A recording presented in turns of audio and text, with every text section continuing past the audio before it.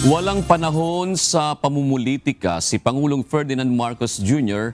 ayon sa Malacanang.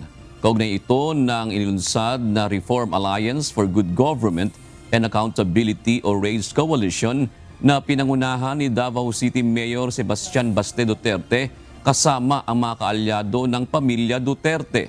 Layon ng grupo na isulong ang reforma, transparency at pananagutan sa pamahalaan. Ayon kay Palace Press Officer Undersecretary Claire Castro, hindi nababahala ang Pangulo sa hakbang na ito ng mga kaalyado ng mga Duterte. Hindi maapektuhan ng Pangulo sa mga personal na galit, personal na interes, personal na ambisyon. Ang nakakabahala lamang dito ay ang personal na galit, personal na interes at personal na ambisyon ay gamitin ng taong bayan na galitin ang puso ng bawat isa sa atin sa pamamagitan ng paglalahad ng kanilang fake news. Yan ang nakakabahala.